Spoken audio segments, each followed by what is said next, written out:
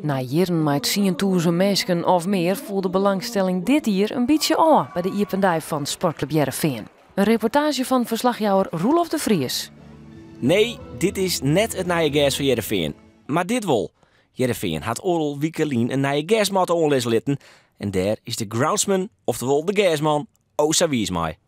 Ik ben heel erg grutsk. Ja, ik ben heel erg grutsk. Als je ziet hoe er nou luidt er nou oral week in. En als je ziet hoe er dan bij luidt, ja, dan kun je maar één ding weg. Dat is grutsk. Ja. Ja. Maar wie dat echt hut nedig dan, zijn nieuwe gasmat? Ja, hij luidt dan over 4 uur hierin. En ja, het wie nou echt nodig. Ik ben blij dat we die hebben, absoluut. Dus dan krijg je volgende winter er weer roer in. En misschien wel weer een wie het var hier en een wie het nou hier. Maar ja, dan mag je blij zijn dat je het nou dienen hebt, absoluut. Ja, was nog geen keusgas dan? Nee, ik praat me net op keusgas, Rolf. Nee, dat vind ik helemaal niks. Raar, hè? Op deze Iependij is daarom alles boeten het stadion. Maar verschillende activiteiten. Dit binnen net de nieuwe speelsters van het vrouwenteam, maar doen ze resten van TV Oranje. Ben kan een baltje trappen, er binnen luchtkessens.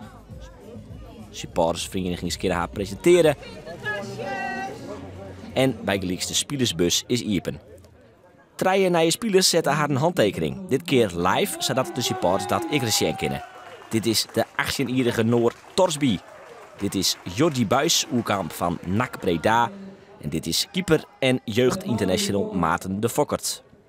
Psych naar Nijs binnen we vanzelf ik altijd. Nijs van deze week wie de transfer van Alfred Finn Bokerson. Hoe gaat de vastzitten daarmee om? Zit hij dan te juichen of is hij dan toch een beetje verdrietig? Nou ja, je kunt van 2 kanten geen bezien. Ik bedoel, natuurlijk, Finn Boos is topscorer van Nederland en goalkeeper eerste klas. En dat is schande dat ze niet in voetbal. Aan de andere kant voor hem is het mooi. En voor de club is het natuurlijk prachtig dat we dit succes mij nog aan de konden. De opkomst volgt mij zo'n 5000 man wat aan. Maar het Eredivisie voetbal begint alweer over een mannen. Joen eerst nog maar even rochtje op het WK.